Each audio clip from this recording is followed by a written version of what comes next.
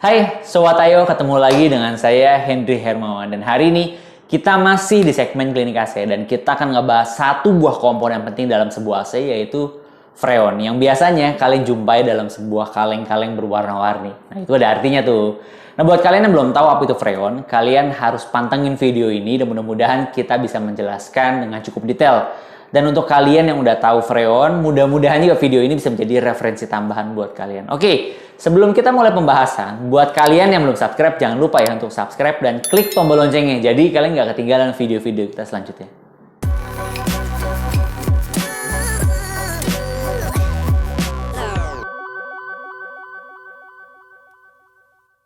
Nah, freon yang biasa kita jumpain ada di AC, ada di lemari es, atau chest freezer, itu sebenarnya bentuknya banyak sekali. Nah, yang sering kita jumpakan pada AC khususnya, ada R32 dan R410. Namun sebenarnya sebelum ada dua freon ini, ada satu jenis freon yang sering digunakan pada tahun 1990-an, yaitu R22. Freon R22 itu nggak diizinkan lagi untuk diproduksi dan dijual di Indonesia khususnya karena R22 itu dapat merusak lapisan ozon. Pada tahun 2015, melalui Departemen Perindustrian dan Perdagangan Indonesia, mereka melarang peredaran AC yang masih menggunakan freon R22 dengan alasan apapun. Oke, lalu apa perbedaan freon R22 yang dilarang, R410A dan R32? Dan mungkin timbul pertanyaan dari kalian, bagus yang mana sih ke antara tiga freon ini? Nah, jelas sih kita punya satu tabel yang bisa digunakan.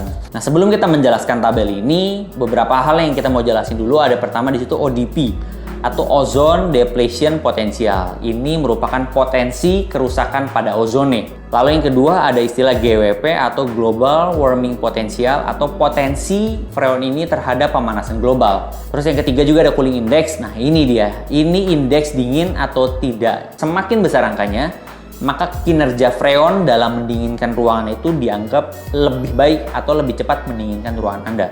Yang keempat adalah flammability. Ini adalah satuan yang menilai seberapa beresikonya freon itu dapat terbakar. Oke, yang pertama kita lihat di sini ada ODP. Dari ketiga freon ini yang memiliki angka ODP sebesar 0,05 adalah R22. Ini yang menyebabkan R22 tidak diizinkan untuk beredar pada tahun 2015 oleh pemerintah Indonesia. Walaupun memang angkanya sangat kecil atau 0,05, tapi ini dianggap tetap beresiko. Yang kedua adalah GWP.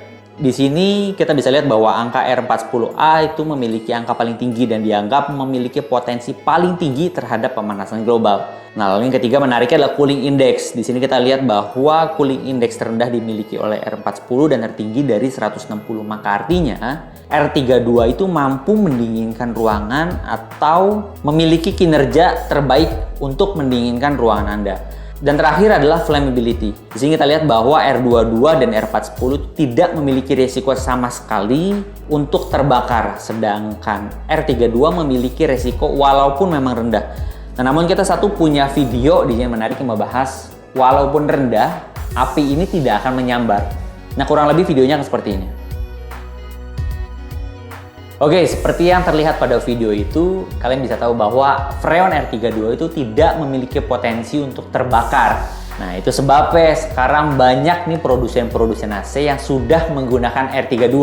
Terlepas dari tingginya cooling index, dia juga memiliki potensi yang lebih rendah untuk kerusakan pemanasan global. Walaupun memang ada angka flammability-nya, tapi memang resikonya sangat kecil. Oke, sekarang kita punya beberapa informasi tambahan yang sudah kita rangkum. Yang pertama, pastikan ketika freon AC kamu habis, maka kamu mengisi atau menggunakan jenis freon yang sama. Misalnya AC kamu yang dulu itu masih menggunakan freon R410, maka harus diisi dengan jenis freon R410 juga. Nah, ini nggak bisa diganti-ganti. Kita nggak bisa menganggap bahwa sekarang ternyata R32 lebih bagus, diganti ke R32 untuk memiliki cooling index yang tinggi. Nah, alih-alih mendinginkan atau dapat memberikan performance lebih baik, yang ada malah AC Anda akan jebol atau malah akan rusak.